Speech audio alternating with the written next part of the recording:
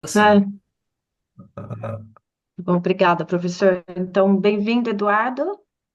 Esse time é o time Mos Climate, coordenado pelo professor Flávio Coelho, da Escola de Matemática Aplicada da Fundação Getúlio Vargas.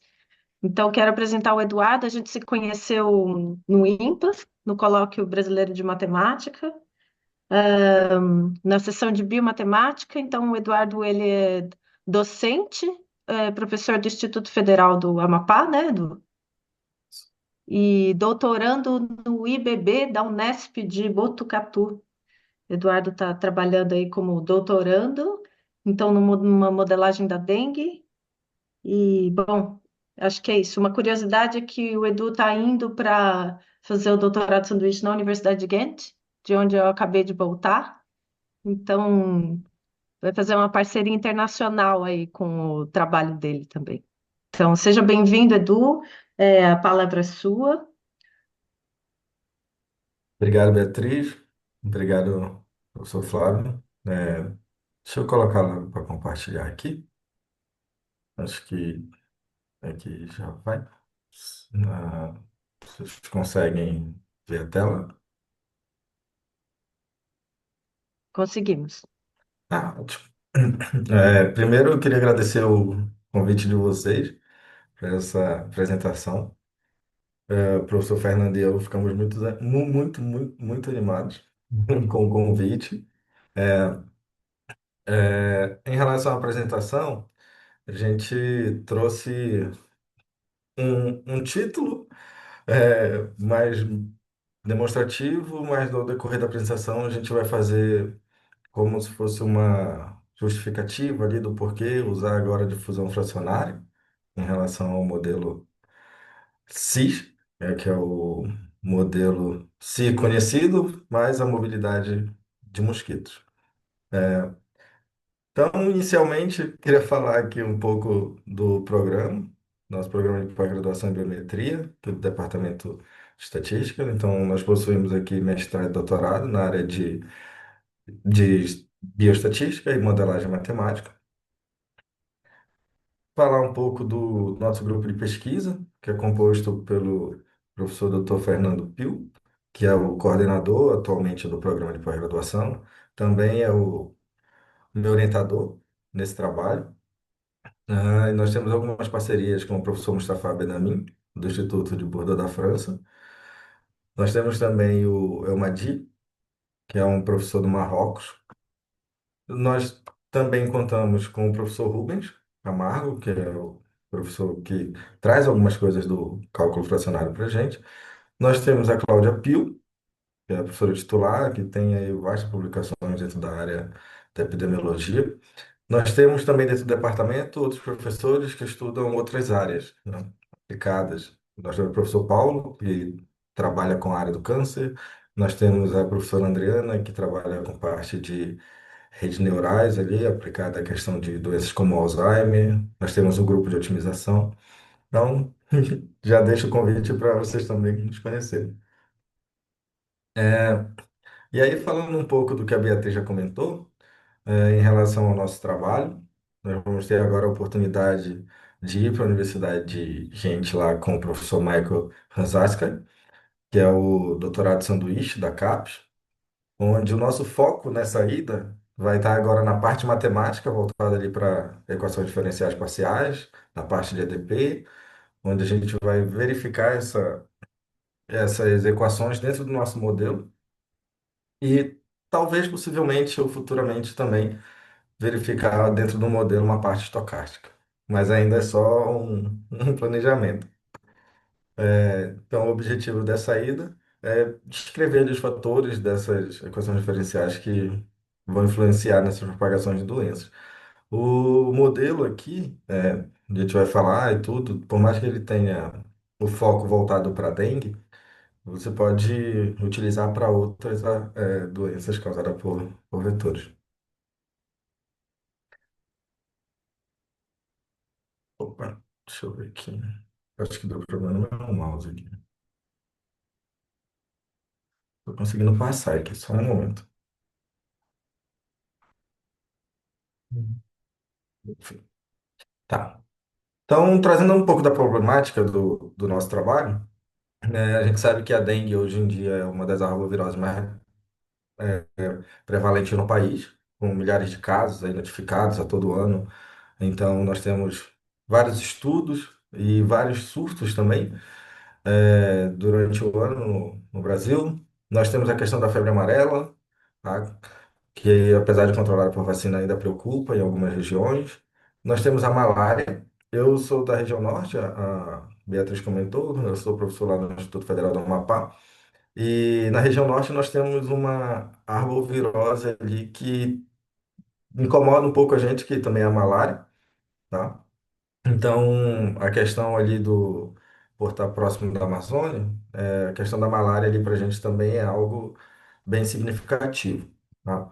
Então, nós temos alguns fatores ali que contribuem para esses vetores, né? Que são a questão de climas, essa questão de heterogeneidade quando a gente fala de modelo C. Dentro do grupo de pesquisa, já fazendo ali alusão ao modelo que a gente vai trabalhar, a gente destaca três trabalhos. O primeiro é o do Matheus e da Gabriela, tá? Que investigaram ali os efeitos da sazonalidade de mobilidade dinâmica de transmissão. Só que a gente vai passar por cada um desses trabalhinhos para a gente chegar na justificativa do nosso trabalho. Então, a gente tem ali o trabalho do Lira, que é um estudo computacional já de modelos matemáticos para arboviroses, que é basicamente o modelo que eu trabalho, apenas com uma diferença. Nós temos um trabalho do professor Fernando, em parceria com o professor Mustafa e o professor Madi, que trabalha essa parte, esse modelo matemático também, só que ele utiliza ali uma parte de controle e ele aplica no Brasil. Então, o primeiro trabalho que a gente destaca é o trabalho de Patch Approach da Gabriela e do Matheus, que é onde eles trabalham com modelo matemático no espaço discreto para análise da dengue, tá? Então, nesse trabalho, o que que eles fizeram? Eles verificaram a questão de mobilidade humana, tá? Então, nós temos aqui uma imagem que representa um pouquinho do que foi feito no trabalho deles. Então, eles consideram esse diagrama, tá, do lado direito, que é basicamente o nosso modelo C e o C para mosquito. Então, eu tenho humano suscetível, humano infectado, humano recuperado. Eu tenho vetores suscetíveis e vetores infectados. Só que aqui, o que que ele faz? Ele considera a mobilidade humana. Então, cada petzinho desse, eu tenho o meu modelo correndo ali dentro. Então, essas setas que vocês podem ver indo e voltando é uma mobilidade humana. Então, o humano ele passa para um outro sítio e assim sucessivamente. Então, ele fez essas aplicações utilizando esse modelo matemático que vocês estão vendo agora. E essa parte em vermelho é justamente para verificar essa mobilidade humana eu vou chamar de um sítio para o outro, tá? Então, ele fez essa aplicação eles fizeram essa discretização, como vocês podem ver, eu tenho suscetível entrando, suscetível saindo, infectado entrando e assim sucessivamente em cada sítio, tá? E aí ele utilizou ali uma matriz aleatória e ele obteve os seguintes resultados. Esses resultados, tentar explicar um pouquinho para vocês, tá? De baixo para cima nós temos humanos recuperados, humanos infectados, humanos suscetíveis. Eu tenho vetores infectados, vetores suscetíveis e a parte ali, a parte alada ali, aquática do, do meu mosquito. Então, aqui no primeiro, eu tenho o primeiro, é como se eu tivesse o primeiro sítio, tá? Então, quando eu tenho o primeiro sítio, a gente já pode ver que ele só trabalhou nesse primeiro sítio e mesmo assim eu já tenho influência nos outros sítios. Então, as curvas, por exemplo, de infectados no primeiro sítio, elas caíram, mas nos outros elas aumentaram, tá? Então, o Matheus e a Gabriela trabalharam com essa parte. A partir daí, a partir desse trabalho, nós passamos para o trabalho do Gustavo Lira, que é um estudo computacional de modelos matemáticos para arbovirose ali, vetores de propagação, e ele aplicou o controle. controle eu não vou falar tanto aqui, tá? O objetivo mesmo é passar pelos trabalhos, mostrando um pouco dos seus resultados, para a gente chegar no nosso trabalho principal.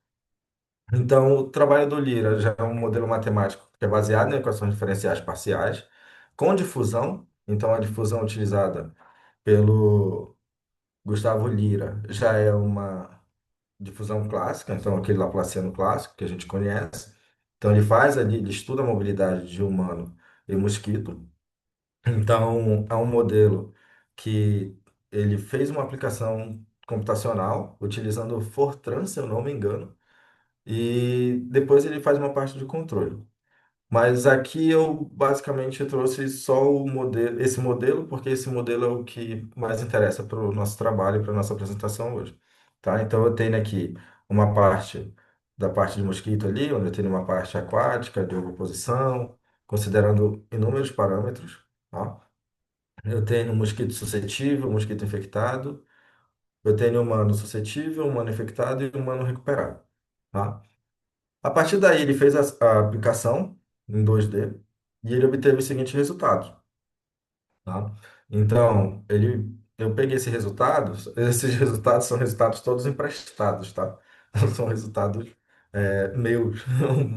Então, aqui eu tenho mosquito infectado no tempo 10. Então, e aqui representando a parte de humanos ali suscetível. Então, quando eu tenho mosquito infectado, basta eu ter mosquito infectado para eu ter já basicamente uma epidemia em relação ali à questão de humano suscetível, tá? E aqui ele fez o contrário, nos gráficos abaixo. Ele colocou humano infectado agora e mosquito suscetível. Então, o impacto de mosquito infectado é muito maior que o humano do que ter só o humano ali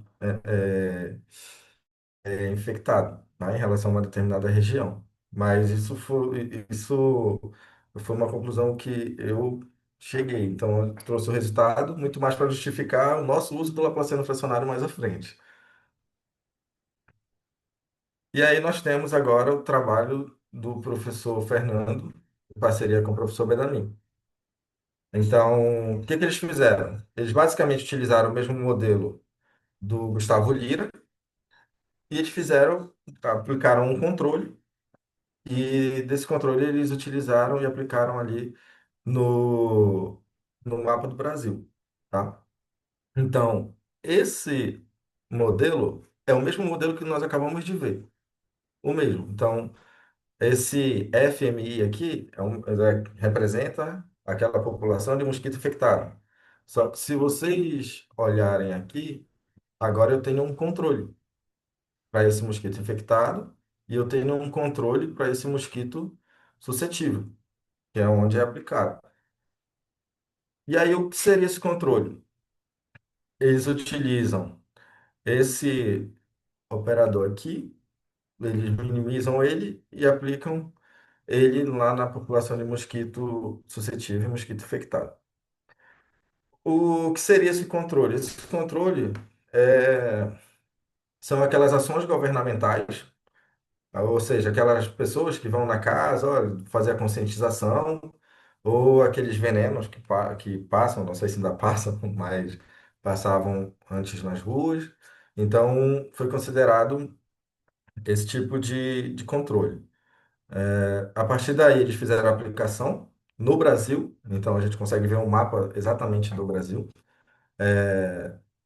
Essas equações elas foram discretizadas utilizando ali elementos finitos, então deu um trabalhinho ali, pelo que eu soube, deu um belo trabalho para fazer essa discretização e tudo, e aplicar utilizando elementos finitos, porque você tem um domínio totalmente irregular.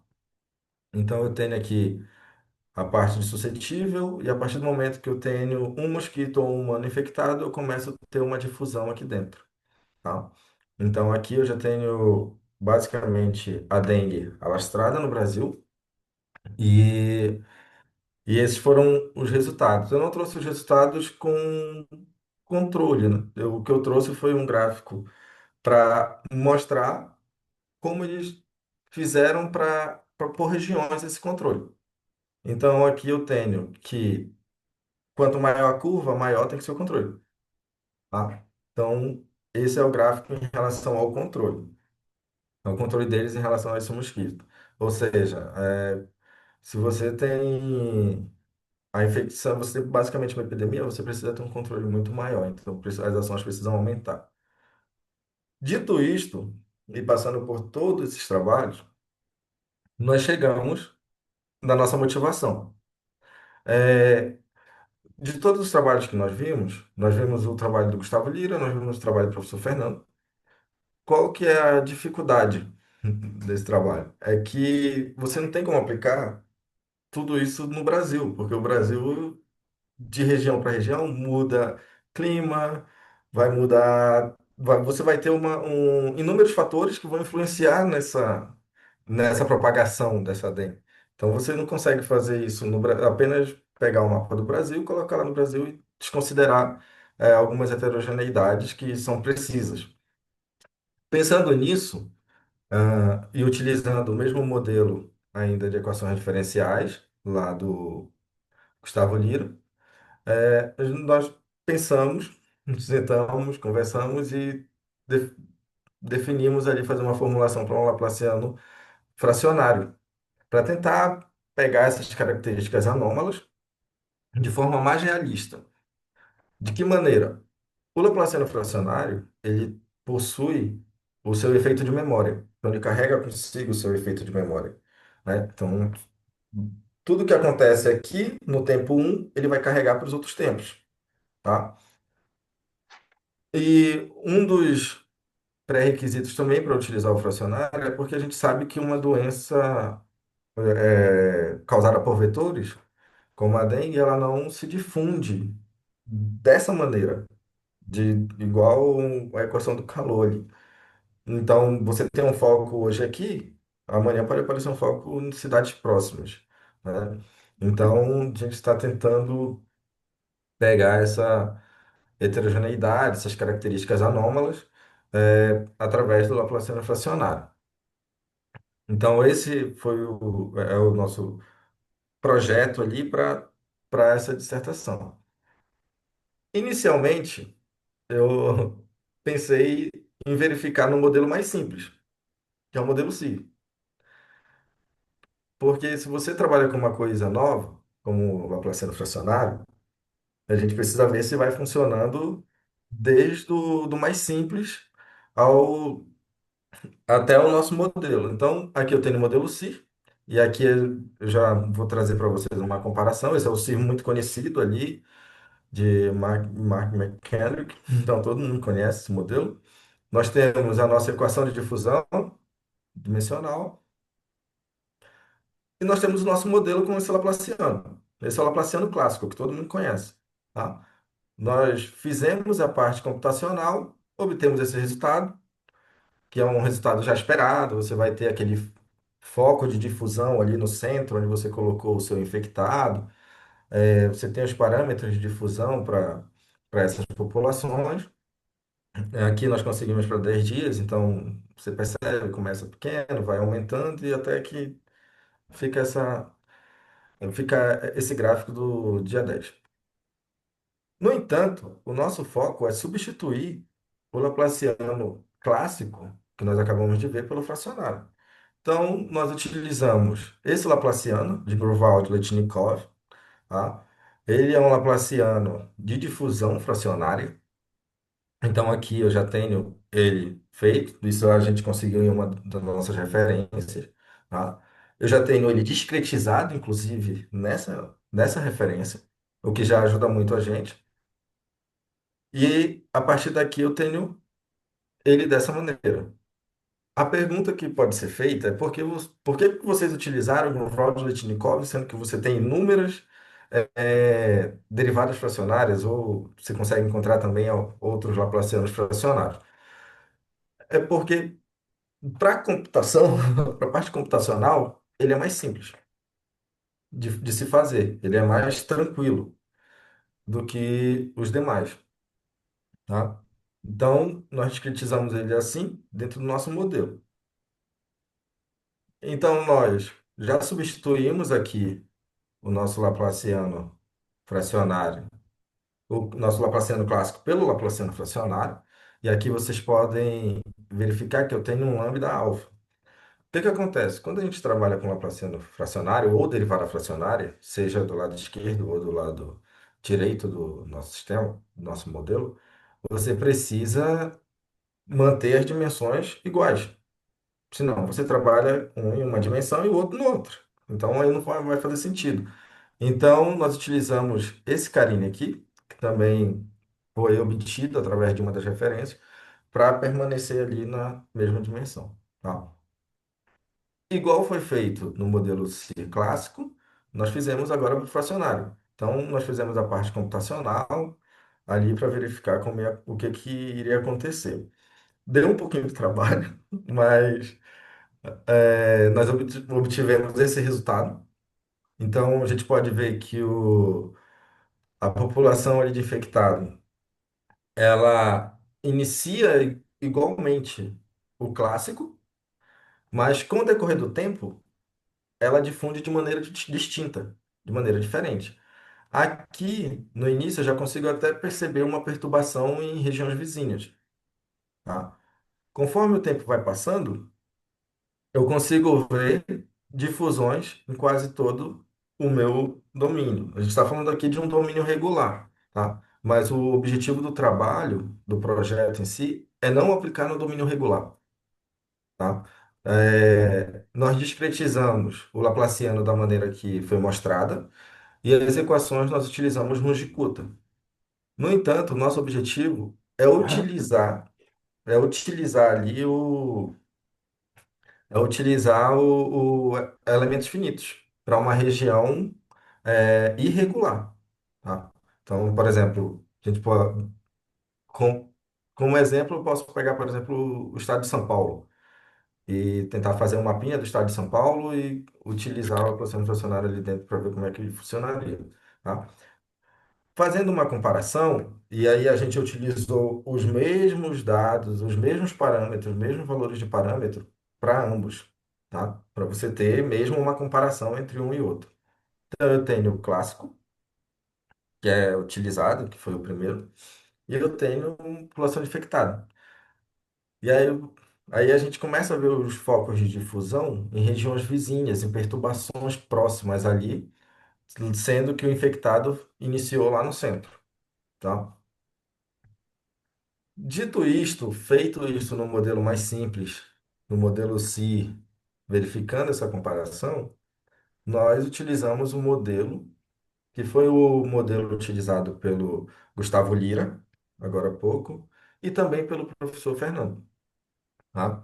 Então, nós temos aqui um modelo que é baseado também em equações diferenciais parciais, onde nós dividimos ali a população em três compartimentos, suscetível, infectado e recuperado. Nós temos ali também suscetível para mosquitos e infectado para mosquito. Nós temos aqui um domínio, por enquanto, regular, tá? E nós temos ali as densidades. Para mosquito, nós vamos ter as formas aquáticas, parte suscetível, infectado, e o para humano também, né? Sendo que a gente troca por recuperado ali também. Alguns ajustes. E aí entra a questão do lambda que eu falei para vocês agora há pouco, tá? Aqui eu troquei o operador, o alfa por S, porque eu tenho dentro do meu modelo um parâmetro chamado alfa. E aí eu não quis mudar, achei melhor mudar aqui, tá? Então nós utilizamos o operador fracionário, que é o mesmo operador lá que nós já vimos, nós acabamos de ver, mesma coisa. Nós adicionamos o parâmetro do lambda, tá? Para essa consistência dimensional. Nós fazemos o ajuste dele ali para difusão, para a unidade física ficar compatível. A partir daí, nós temos agora o nosso modelo. Então, o Laplaciano que eu utilizo aqui já é um Laplaciano fracionário de Grunwald-Letchnikov. E o que que a gente espera desse modelo? A gente espera que ele faça algo um pouco diferente do que aconteceu no do Liro, tá? É, então, a partir daí, nós temos os nossos parâmetros, tá? Nós temos ali população suscetível, todos os parâmetros muito bem definidos, tá? dentro do nosso modelo. Nós temos os coeficientes de difusão para cada população de mosquito, suscetível, humano. Nós temos as taxas de mortalidade que nós levamos em consideração. Então, é um modelo que a gente resolveu trabalhar com ele em relação a esse Laplaciano fracionário. A partir daí, pulamos uma parte e fomos para a parte de computação. É uma parte que eu acho que dá um pouquinho mais de trabalho. E aí nós conseguimos os seguintes resultados, inicialmente. Tá? São resultados que nós estamos testando ainda. Depois nós vamos buscar validar esses resultados. Então, nesse primeiro gráfico, eu tenho a população de humano infectado no primeiro tempo, tá? E a população de mosquito infectado no tempo um também, lado a lado, os dois primeiros gráficos acima. Então, eu consigo perceber que o humano infectado, ele perturba, mas perturba pouco as regiões vizinhas. Mas quando eu tenho um mosquito infectado, esse mosquito ele já perturba as regiões, bem mais regiões vizinhas do que o humano. Isso a gente está falando de um tempo inicial, tá? De um humano que acabou de se infectar, de um mosquito que acabou de se infectar. No tempo 7 eu já tenho perturbações maiores, tá? E aí, por que que a gente não vê as difusões maiores? Porque os parâmetros utilizados aqui eles foram menores, só para verificar, tentar verificar e captar essas perturbações mais fortes, tá? Mas mais à frente a gente vai verificar bem bonitinho como foi que ficou, tá? Então, aqui no tempo 7 eu já consigo ver as perturbações tanto para um humano que está infectado, quanto para um mosquito. Então, eu tenho essas perturbações aqui nessas regiões vizinhas.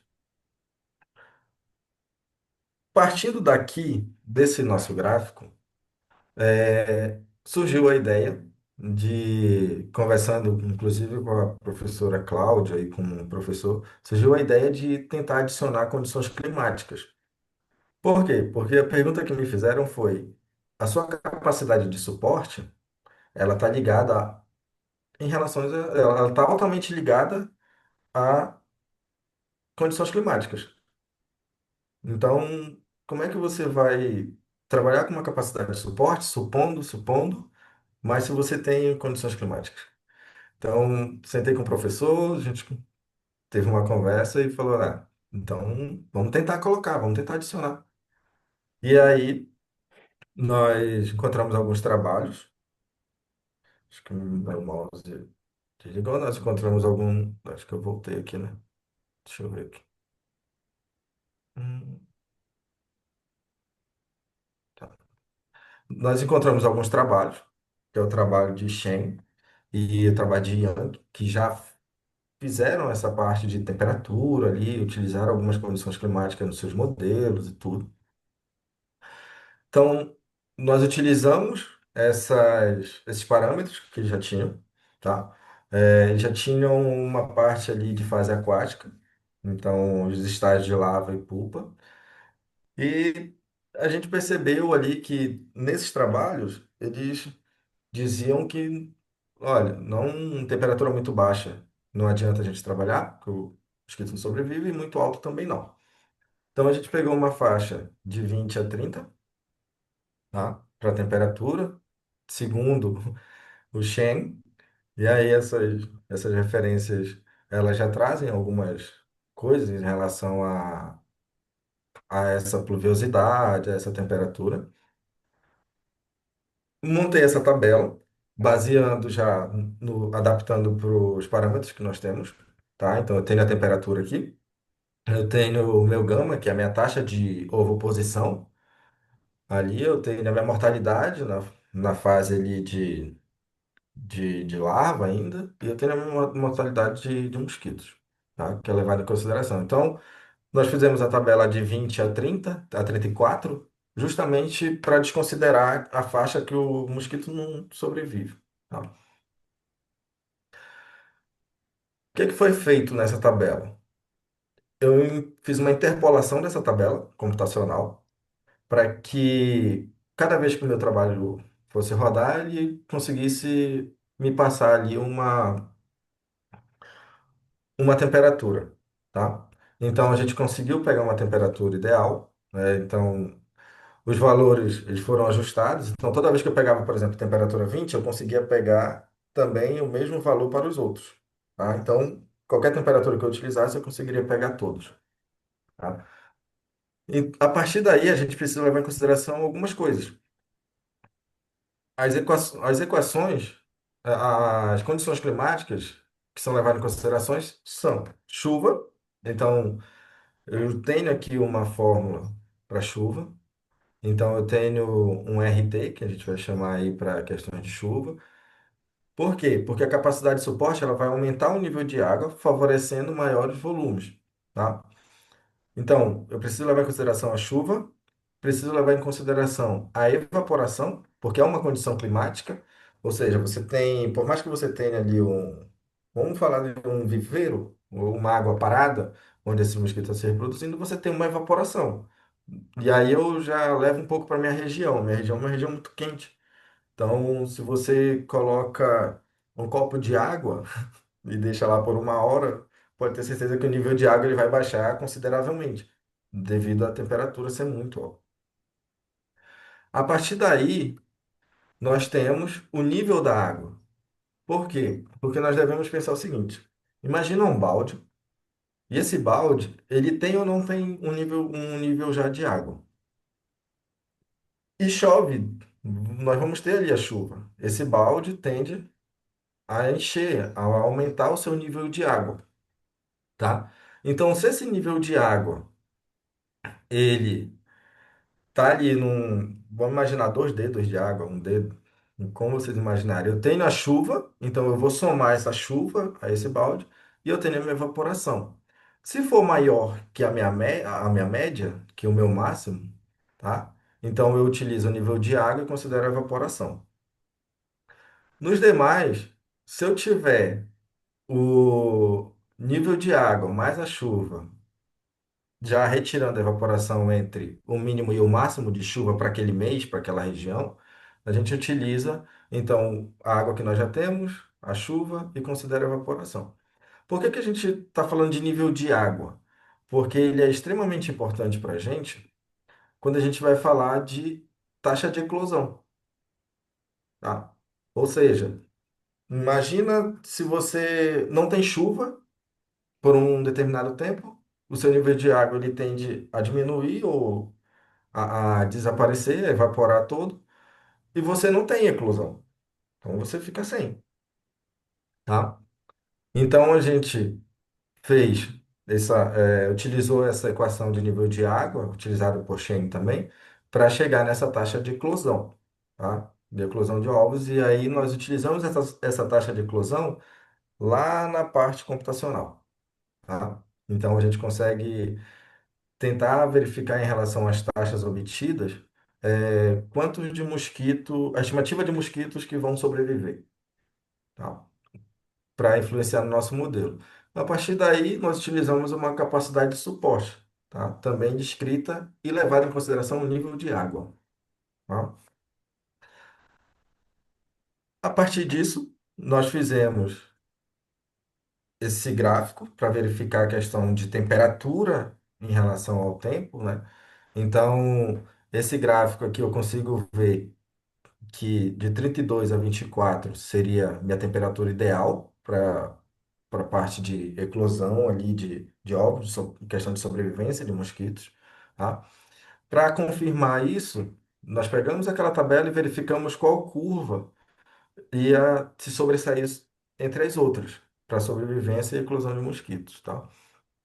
Então nós podemos, aqui nesse gráfico, é possível ver que essa linha laranja representa a temperatura 29, que em algumas literaturas, inclusive literatura de Yang, de Cheng e outras literaturas, é a condição ideal para a sobrevivência de um mosquito, que é a temperatura 29. Feito tudo isso, verificar essas condições climáticas, taxa de eclosão, chegou o momento de fazer essa aplicação computacional para ver onde afetaria e o que afetaria no nosso modelo, tá? No nosso modelo. Então, aqui nesses dois gráficos eu tenho mosquito sem temperatura, humano sem temperatura, os dois acima. tá? No tempo 7. Então, diferente do gráfico que nós vimos no tempo 7 agora há pouco, aqui foi adicionado um pouco mais de efeito difusivo, tá? Então, eu consigo verificar que há perturbações ali de mosquito um pouco maior e de humano continua da mesma maneira ali, só com os foquinhos de fusão nas regiões próximas, tá? No gráfico abaixo, nós já temos agora o mosquito com a temperatura adicionada, todas essas equações adicionadas, tudo adicionado ao nosso modelo, incorporado, para tentar justamente aproximar um pouco mais do que a gente quer. E já é possível verificar uma perturbação bem maior em mosquitos com temperatura, humanos com temperatura um pouco menos, mas a questão de mosquito eu já consigo ver algo bem maior em relação a essa perturbação. Uma dúvida que surgiu para a gente, tá? Mas será que é possível ver de fato isso? E aí surgiu a ideia de fazer um gráfico com algumas curvas de níveis, para a gente verificar se de fato isso aconteceria. Então, aqui nesse gráfico, é o mesmo gráfico que nós vimos agora há pouco, tá? Então, se eu voltar aqui, você consegue ver que é o mesmo gráfico, tá? Então, os gráficos acima, nós temos ali um mosquito perturbando algumas regiões, as curvas de nível mostram essa perturbação. No entanto, quando a gente adiciona a temperatura, eu consigo ver que esse mosquito infectado no centro, ele perturba altamente e diretamente já, olhando as curvas de níveis, todas as regiões próximas. Todas essas regiões. Diferente daqui. Aqui eu não tenho uma curva de nível ligada a esse cara. Aqui ele está ligado, aqui está ligado, mas aqui também não consigo ver tanta perturbação assim quanto a questão de temperatura. É, são resultados preliminares, por enquanto. A gente também está buscando verificar e analisar é, toda essa situação, de questão de condição climática, questão de como vai funcionar o nosso Laplaciano. Então, até agora o nosso projeto está andando dessa maneira, desse jeito, e a gente ainda tem alguns desafios, né, em relação a quando se trabalha com Laplaciano fracionário e trabalha com esse modelo. A gente está tentando absorver algumas heterogeneidades. A intenção é fazer um gráfico já igual o do Lira, onde ele se difunde para a gente ver essa difusão em vários focos. E eu não sei quanto tempo eu tenho. E, e agora, é, a gente basicamente está indo para a Universidade de Genk para fazer a parte matemática. Como vocês viram, nós temos muita parte já computacional, mas a gente está indo para fazer também a parte matemática. E enquanto eu estiver em Gente também, eu vou trabalhar com o professor Madir, que para a gente fazer esse trabalho em relação aos elementos finitos, fazer essa discretização dentro de uma área irregular. Então, as nossas perspectivas para o projeto em si é que essas aplicações de ordem fracionária aprimorem ali o nosso modelo, tá? Que a gente espera que tenha uma maior precisão em relação a essa propagação de epidemias. Então, a gente espera que a nossa abordagem possa vir a contribuir com o desenvolvimento de simulações epidemiológicas mais realistas e eficazes. Então, a gente está tentando colocar algum, algumas heterogeneidades ainda aí, tá? E eu trouxe um gráfico, mas uma perspectiva de onde nós estamos agora em relação ao nosso modelo. Então, esse é um gráfico que, inclusive, eu mostrei para Beatriz, onde a gente está encaminhando. Aqui é uma função. Esse é o modelo CIR, aquele modelo CIR que nós vimos, só que agora nós discretizamos utilizando elementos finitos, tá? Então, eu tenho focos aí, mas é algo que a gente ainda está aprimorando. Por quê? Porque quando você trabalha com Laplaciano fracionário, você tem dados muito sensíveis. Então, você precisa, nesse caso agora, parar um pouco e verificar qual o dado que está influenciando mais ou que altera mais o meu modelo. Então, para a gente não ter ali uma divergência e tudo. E a gente está basicamente aqui agora. E essa função de elementos definidos é uma função que tem no MATLAB, aí eu resolvi testar para ver como ia ficar. E nós paramos aqui, tá?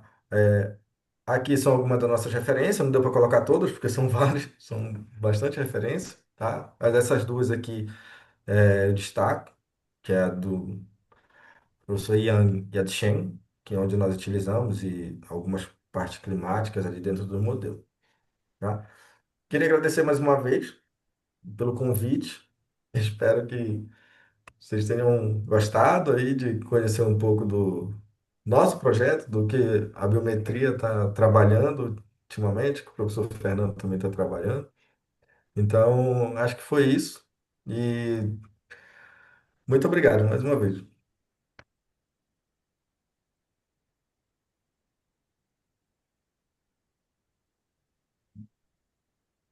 Obrigada, Eduardo.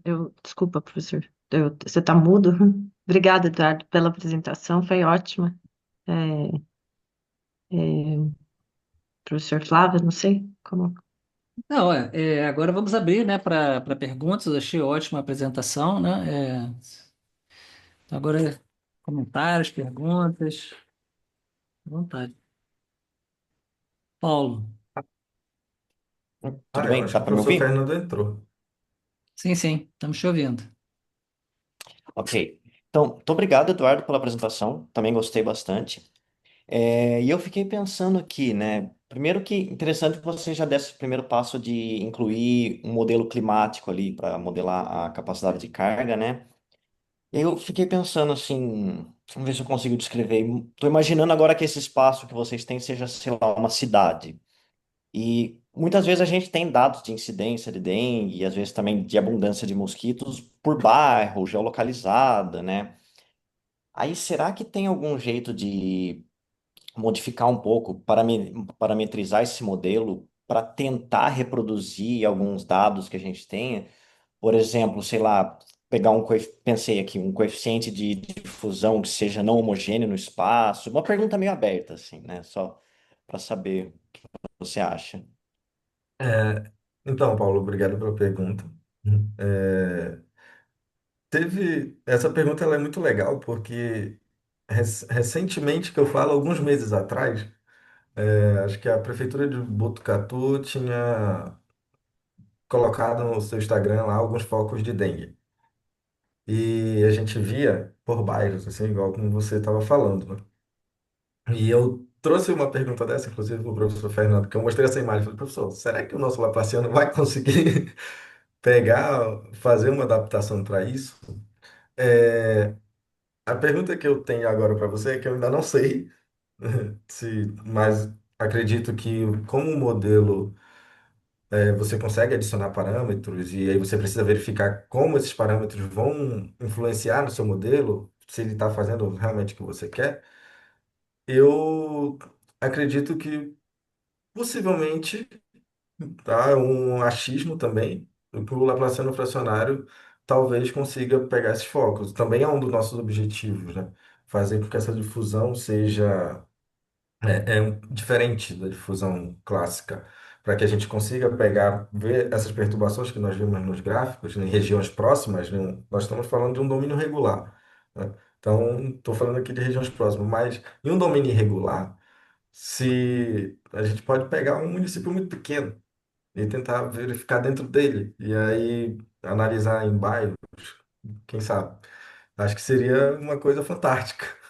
Assim, já levando em consideração, óbvio, as condições climáticas, né? A gente sabe que nós temos uma mudança muito grande quando se trata de Brasil em relação à climática. Se o professor Fernando quiser contribuir, pode ficar à vontade, professor. Olá, boa tarde a todos. Estão me escutando bem? Sim. Eu quero agradecer, Beatriz, o professor Flávio, todo o grupo de seminários pela grande oportunidade que nos deu, né? Para mim, para o Eduardo. em poder a gente fazer essa apresentação dentro do nosso trabalho. Muitas vezes a gente trabalha aqui na nossa casinha aqui, fica muito fechado, então ter essa oportunidade de apresentar para um grupo tão de pessoas tão experientes, né, dá a gente uma possibilidade da gente amadurecer o assunto, até porque, como o próprio Eduardo caracterizou, a gente está nos resultados preliminares, usando uma abordagem um pouco diferente, né, em termos de difusão, em termos de mobilidade para a classe de humanos e de mosquito, um pouco apresentando aí a questão da ordem fracionária. Então isso coloca bastante coisas assim diferentes, né, que a gente precisa mesmo discutir para ver se a gente está indo no caminho certo, né? Então a gente está aqui se expondo com esse intuito mesmo de mais aprender, né, do que querer ensinar algo aí. Aí, assim, só complementando a pergunta do Paulo, uma pergunta bem interessante, de fato. Eu cheguei um pouco atrasado aí, acho que o Eduardo já tinha explicado, né, que eu ia precisar chegar um pouco atrasado, mas eu acho que ele apresentou um dos resultados que nós fizemos com esse modelo, né, com esse último modelo que ele colocou aí, com uma difusão clássica em um domínio bidimensional, em que a gente considerou todo o território brasileiro. Foi um grande desafio em termos computacionais, em termos do problema biológico em si, né? Nós tivemos algumas críticas em relação, tanto quanto quando eu fiz o projeto regular FAPESP para financiamento desse projeto, quanto quando a gente publicou um artigo em relação a isso. Mesmo assim, teve uma boa aceitação, mas as críticas que vieram, eu aceitei, e no sentido de que, olha, primeira coisa, você fazer uma modelagem dessa em todo o território nacional, no Brasil, que tem grandes aspectos, né, heterogêneos, em curto espaço, né, você encontra diferentes temperaturas, relevos, densidade populacional distintas. Então, como é que se espera captar a biologia correta, né, disso tudo? E, de fato, tá? Uma das críticas foi assim, bom, a população de humanos infectados e mosquitos, elas não se propaga com uma difusão laplaciano de ordem inteira, né? Ela não se propaga como uma onda. Então, a primeira motivação que eu tive quando o Eduardo chegou. Pois, olha, eu preciso, eu fiquei com isso, com essa crítica na cabeça, eu preciso dar conta disso. E aí foi que eu propus fazer essa troca desse termo difusivo por um outro que carrega, tem um efeito aí de memória e tem essa propagação que aparece pipocando, né, no domínio, mais observado com uma característica de espalhamento dessas doenças, né? Então, essa foi uma coisa, uma motivação. E aí, Paulo, assim, indo direto agora para a sua questão, como que a gente colocaria essas condições climáticas são diferentes? Aqui, por exemplo, em Botucatu, tem uma temperatura, né, bem definida. Quando eu vou a 90 quilômetros, a menos de uma hora daqui, já muda completamente. Então, como é que a gente incorporaria nessa nossa modelagem essa grande mudança em curto espaço, né? O que nós fizemos, Paulo, nós já estamos fazendo isso nesses últimos resultados, não do Eduardo, mas daquele que a gente usou de fusão de ordem inteira, clássica.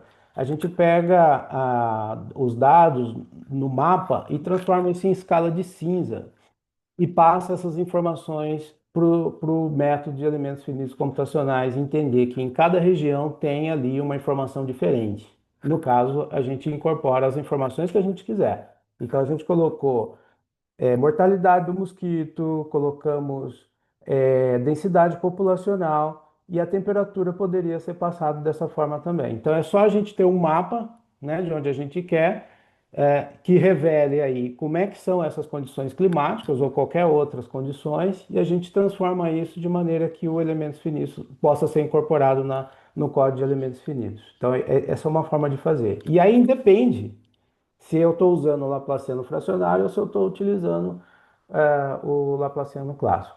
Então, basicamente é isso. Mais uma vez, obrigado pela oportunidade. Entendi. Muito obrigado pela resposta.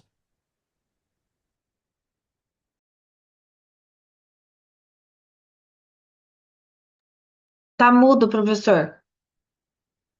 Ah, desculpa, não, eu só queria ver se alguém tem mais alguma pergunta. Pediria que fosse uma pergunta mais compacta, que a gente já está com pouco tempo, né? Mas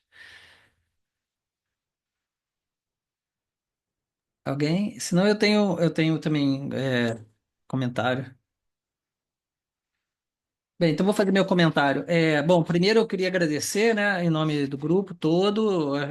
Achei que foi muito oportuna a sua apresentação, foi ótimo, a gente muito fortuito esse encontro. E porque, obviamente, nós estamos pensando sobre esses problemas já há muitos anos, e obviamente no escopo desse projeto, desse grupo que está aqui presente, isso é um tema central, né? Então, dentro dessa apresentação assim do nosso trabalho muito corrido, eu queria convidar vocês a explorarem a nossa plataforma de dados, porque nós temos parceria com o Ministério da Saúde, o nosso subprojeto Conta Ovos. Ele tem mensurações de densidade de mosquitos no nível intramunicipal, né? Então você pode pegar, tem mapas, né, de densidade de mosquitos que poderiam ser bastante interessantes para alimentar o modelo de vocês de dinâmica populacional dos mosquitos. É, Obviamente, também temos os dados climáticos, né, para vocês não precisarem usar senoides, né, eu entendo que isso foi uma exploração, mas é interessante a gente tenha as séries, né, de várias variáveis climáticas que são relevantes e podemos expandir esse dataset, mas por enquanto a gente tem aí pelo menos umas 6 ou 7 variáveis climáticas que são de alta importância para a dinâmica populacional do vetor. Então, está à disposição, todos os nossos dados estão à disposição da comunidade, né? Então, convido vocês a explorarem, se precisar de ajuda, entre em contato. Mas, então, só fazendo uma pergunta rápida, mais pergunta ou comentário. Eu gostei bastante do trabalho. Faz um tempo que eu tenho curiosidade de ver a aplicabilidade dessas derivadas de ordem fracionária na dinâmica epidemiológica.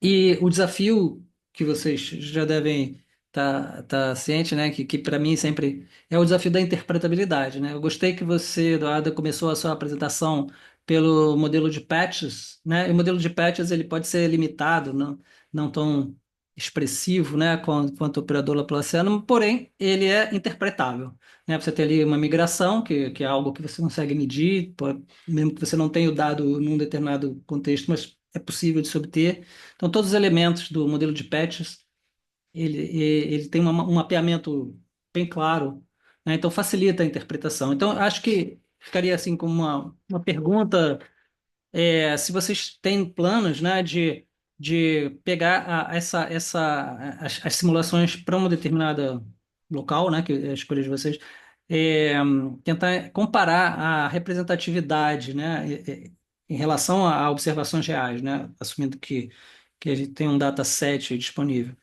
entre o modelo de patches e o modelo com um operador Laplaciano fracionário e ver quais são os prós e contras de cada approach. Pessoalmente, tenho muita curiosidade, não sei qual é a resposta, não tenho uma expectativa bem formada na minha cabeça, mas tenho muita curiosidade para saber qual dos dois aproximaria melhor a distribuição real do que quer que seja que a gente está, né? Se for da densidade de mosquitos, enfim, que seja, né? Enfim, então minha pergunta é essa. Eu acabei me estendendo. Você quer responder, Eduardo, e depois eu Pode ficar à complemento? vontade, professor. Flávio, assim, de fato, a gente começou com a modelagem PET, foi o início aqui, né, assim, da investigação. Então, nós temos aí no modelo de PET um espaço discreto, né, e tempo contínuo. É, mas a gente vê que no modelo discreto, trabalhando com sistema de equações diferenciais ordinárias, não lineares e tal, ainda a gente perde um pouco de informação, né? Porque quando a gente vai para o modelo contínuo, a gente consegue ter uma possibilidade muito maior de incorporar todas essas questões heterogêneas de espaço, de condições climáticas, de densidade. Então, em termos de realismo, não tenha dúvida que a modelagem no espaço contínuo e tempo contínuo ganha assim disparado, né, do modelo modelagem PET. Modelagem PET é extremamente interessante do ponto de vista observacional, é fácil de ver, de interpretar, como você colocou, né? Gera resultados bem interessantes, né? A gente consegue ter essa resposta bem rápida, com uma computação bem simples, né? E respostas extremamente valiosas, assim, já pode, a partir daí, já pode se tirar várias conclusões interessantes. É, inclusive, para a parte de estimação de parâmetros, fica muito mais fácil a gente conseguir saber quais são os parâmetros que a gente deveria utilizar no modelo, com base, tendo em conta os dados que a gente tem para poder seguir com os ajustes, né? Então, é muito mais simples, né? De lidar com modelagem PET e gera resultados extremamente interessantes. Mas quando a gente vai para o campo do espaço contínuo, claro, a gente tem uma série de outras complexidades computacionais para resolver, né? Mas a gente tem um grau de liberdade muito maior para incorporar outros dados e tem assim um mapeamento muito mais realístico, né? Muito mais detalhista, capta muito mais informação do que o modelo PET. Então nós estamos apostando bastante, né? Assim, apesar de que assim, a modelagem discreta nos trouxe bastante vantagens, e eu gosto muito, né? Mas a modelagem computacional, matemática, e utilizando um sistema de EDPs, está sendo muito mais fascinante em termos assim de conseguir incorporar a realidade, a realidade. Tanto é que agora, assim, nós estamos avançando em paralelo também ao invés de aplicar essa modelagem para um território nacional, nós estamos investigando em em uma dada cidade, um dado estado, para que a gente consiga ter um pouco mais de controle, entre aspas, né, da situação. Então, a gente vê que, por exemplo, o espalhamento está marchando aí para o sul do Brasil, né, coisa que não se via há anos atrás, e agora com essa mudança climática, né, e adaptação, talvez, aí do mosquito, né, tem conseguido invadir, né, as proximidades ali do sul do Brasil, uma região mais fria, né? Então, nós vamos atacar com essa modelagem em EDP nessa região para ver o que a gente extrai. Então, assim, eu tenho apostado as fichas um pouco mais aí em modelagem em EDP, Flávio, te respondendo a sua questão. Mas sim, dá para a gente fazer essa comparação. No início de tudo, era mesmo fazer essa comparação. No projeto do Lira, que trabalhou com EDP, estava quase que em paralelo com o projeto do Matheus, que trabalhou com EDO. Então, a ideia era mesmo fazer essa comparação, mas a gente ainda nunca juntou essas informações num único material. Mas sim,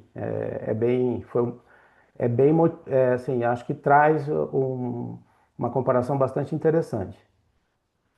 Obrigado pela resposta cuidadosa, Fernando. Acho muito, muito interessante, né? Eu fico aí, vou ficar esperando aí a próxima publicação de vocês aí para a gente entender a continuação dessa história.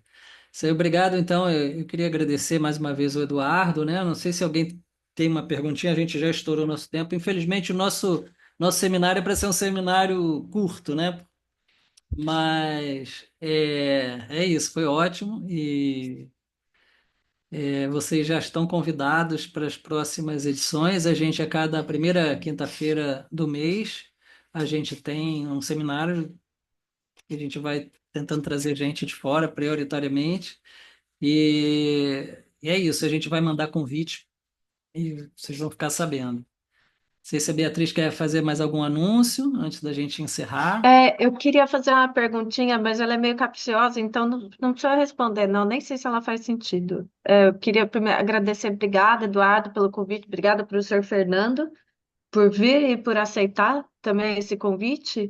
Queria perguntar como que se existe alguma diferença metodológica para a gente estimar parâmetros. Qual é a diferença entre estimar parâmetros para uma EDO com derivada clássica e derivada fracionária? É mais caro computacionalmente? É possível? Como que funciona isso? Tem diferença entre as duas modelagens para a estimativa de parâmetros? Fique à vontade, professor. Você chegou atrasado? Olha, nós não fizemos ainda uma estimativa de parâmetros usando o modelo de ED-peso, mas nós já fizemos muitas vezes, né, com o modelo sistema de EDOs, e é bem intuitivo assim, a forma de fazer. O que no modelo com Laplaciano fracionário, a gente teria mais um parâmetro a ser estimado, que é aquela ordem da derivada fracionária, que seria interessantíssimo saber que ordem que é de acordo com os dados que eu tenho. Então, assim, é mais um trabalho que pode ser incorporado aí e mais um parâmetro interessante de querer descobrir de acordo com os dados que a gente tem. Então, em termos computacionais, Beatriz, eu acho que não impõe uma dificuldade a mais, não por ser EDO ou EDP. Né? O que vai trazer é mais uma informação interessante, que é a ordem da derivada lá que a gente pode estimar para saber como que a gente vai ajustar os dados que a gente tem. Se a gente tiver informação, a gente bota lá no algoritmo de estimação de parâmetros mais um parâmetro a ser estimado, que é essa ordem. A gente tem feito isso em outro trabalho, que é quando a gente está colocando de ordem fracionária, não o termo difusivo, mas sim as derivadas do lado esquerdo lá, né? Então a gente já tem feito isso, estimando essas ordens, né? Então, em termos computacionais, não pode ser que seja um pouco mais caro, mas não é tão relevante assim, e para o que a informação vai trazer para nós.